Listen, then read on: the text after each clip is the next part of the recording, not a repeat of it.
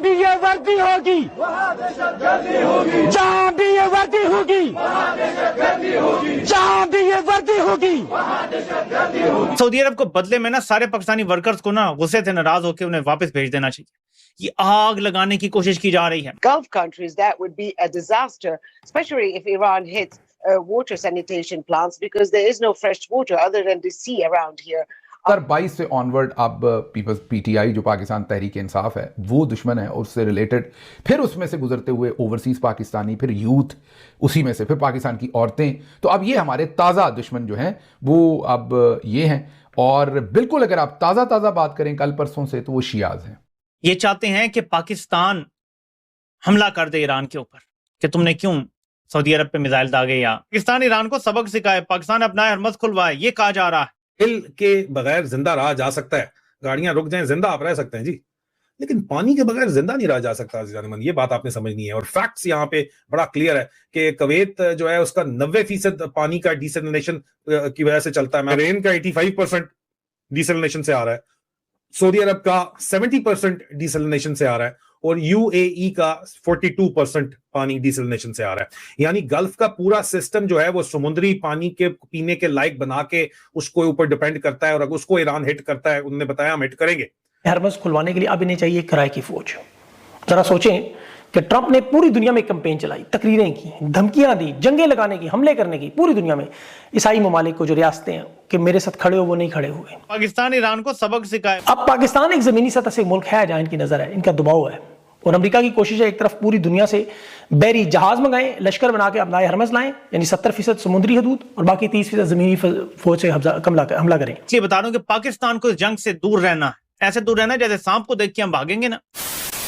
नमस्कार दोस्तों, जय हिंद। अमेरिका इजराइल ईरान युद्ध में एक बहुत बड़ा भूचाल आ गया है, जिससे गल्फ कंट्री फिर से ऊँट पे आ सकती है। वही अब पाकिस्तान की भी उल्टी गिनती शुरू हो गई है। दरअसल अमेरिकी राष्ट्रपति डोनाल्ड ट्रंप ने ईरान को 48 घंटे का अल्टीमेट दिया था और चेतावनी देते हुए बोला था कि अगर स्ट्रेट ऑफ हॉर्मुज को तुरंत नहीं खोला गया तो अमेरिका ईरान के सबसे बड़े पावर प्लांट को तबाह कर देगा, जहाँ से 80 से 90% बिजली ईरान बनाता है। लेकिन ईरान ने झुकने से मना कर दिया है और ईरानी सेना ने भी पलटवार चेतावनी दी है और कहा है कि अगर उनके ऊर्जा बुनियादी ढांचे पर एक भी खरोच आई तो पूरे गल्फ कंट्री में मौजूद अमेरिका से जुड़े हर ऊर्जा, आईटी और डिसैलिनेशन प्लांट, जहां से 90% पानी गल्फ कंट्री सी वाटर को साफ करता है, उसे तबाह कर दिया जाएगा। वही अब गल्फ कंट्री को हमले से बचाने के लिए सऊदी अरेबिया ने पाकिस्तान को फंसा दिया है और अब पाकिस्तान पर दबाव बढ़ रहा है। वही पाकिस्तान में शिया मुस्लिम अपने फौज के खिलाफ ही खड़े हो गए हैं और नारे लगा रहे हैं कि जहाँ ये वर्दी है वहाँ दहशतगर्दी होगी। ईरान ने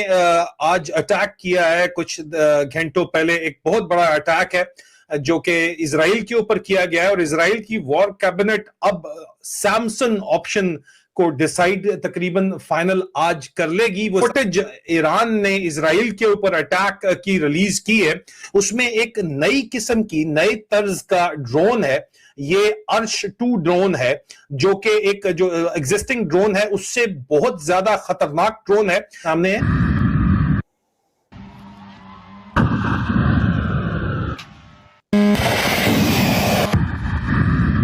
और उनके न्यूक्लियर बेस को हिट किया गया है, जिसके बाद इस वक्त बातचीत खुल के सामने ये की जा रही है कि आप ये बताइए कि जनाब अब ये बात बहुत ज्यादा वाज़ेह तौर के ऊपर की जा रही है कि सैमसन ऑप्शन को एक्टिवेट किया जाए। सैमसन ऑप्शन ये कहता है कि इजराइल को अगर वजूद को खतरा हो तो वो न्यूक्लियर वेपन का इस्तेमाल कर सकता है। दूसरी तरफ इस चीज के खदशात का भी इजहार किया जा रहा है कि ईरान भी अब न्यूक्लियर वेपन्स उसके पास मौजूद हैं और वो इनरिचमेंट यूरेनियम की न्यूक्लियर ग्रेड की कर चुका है। इस बात के खदशात का इजहार भी खुलेआम किया जा रहा है। अब ये तो खैर आपको इस वक्त जो सीन्स नजर आ, ये तल अवीव की वो सड़कें हैं जिनको हिट किया गया है, इजराइल की सड़कों को हिट किया गया है, और ये इस वक्त इमेजरी जो है वो वहां से सामने आ रही है। फिर ये एक जुआ है बहुत बड़ा कि ईरान का रिस्पांस क्या न्यूक्लियर होगा या नहीं होगा, या उनके पास है न्यूक्लियर या नहीं है, क्योंकि वॉर एक्सपैंड कर चुकी है। 4000 स्ट्राइक किलोमीटर का जो स्ट्राइक की है उन्होंने, ईरान ने उन्हें पैगाम दी है कि जी हमारा ईरान का जो रेंज है वो 4000 किलोमीटर का है। मिसाइल्स आपको पता है कि गुज़िश्ता रोज मैंने बताया था डिएगो गार्सिया तक जो है वो फायर किए गए हैं। तो मैसेज बड़ा क्लियर है कि ये वॉर मिडिल ईस्ट तक महदूद नहीं रहेगी, यूरोप, नेटो सब रेंज के अंदर आएंगे। इसलिए बरतानिया की न्यूक्लियर सबमरीन भी अब जो है वो अरेबियन सी के अंदर पहुंच चुकी है और वहां पे खड़ी हुई है। न्यूक्लियर सबमरीन जो है वो इसीलिए वहां पे पहुंची होती है और कैपेबल है। टोमाहाक रेंज के अंदर ईरान है और उसके ऊपर न्यूक्लियर कैपेबल जो है वो वॉरहेड्स भी मौजूद हैं।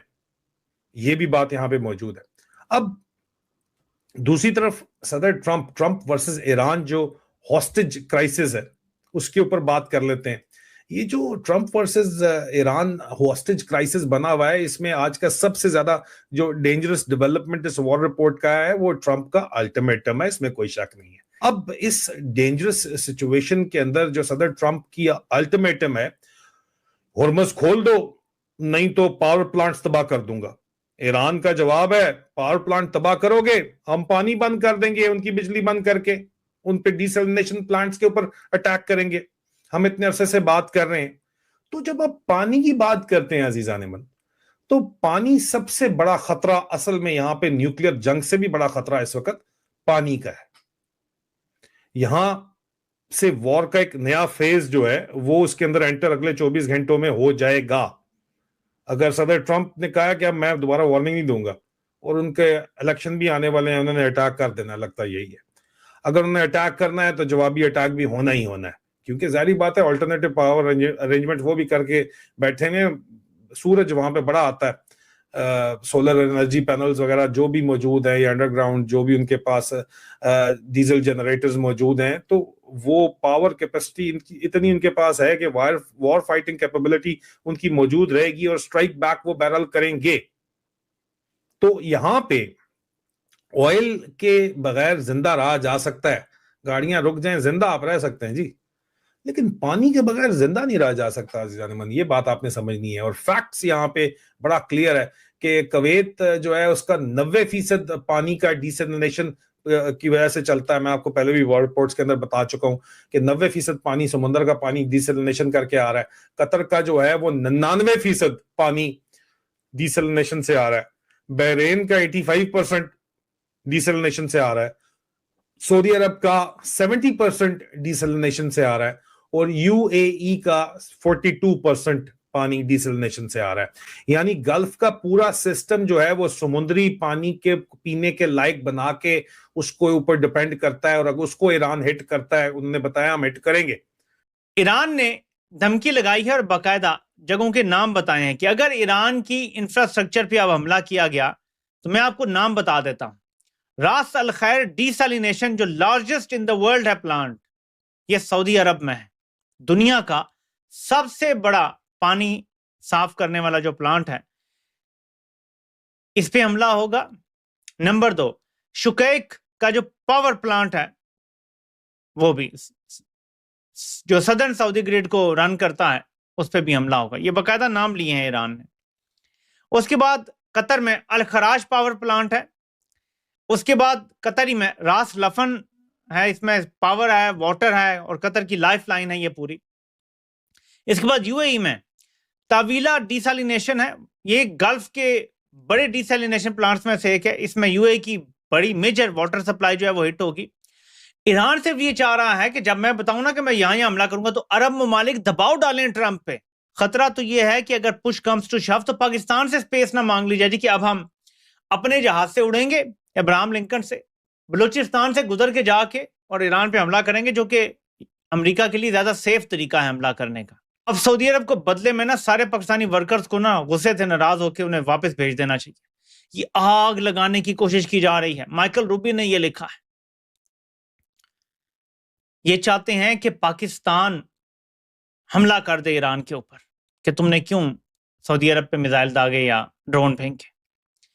तो मैं समझता हूं कि इस मौके पे बुजदिली बेहतर है। पाकिस्तान को अगर ये बुजदिल क्या है कि इंस्टिगेट कर रहे हैं, बुजदिली बेहतर है। ऐसे मौके पे उम्मत को बचाना जरूरी है। ऐसे दूर रहना, जैसे सांप को देख के हम भागेंगे ना, या अगर हमारे सामने शेर खड़ा हो तो हम उसे देख के तो सोचेंगे कि बस गए तो जितना भाग सकते हैं भाग ले, भागे तो वो पकड़ ही लेगा। ये इतने बुरे हालात है।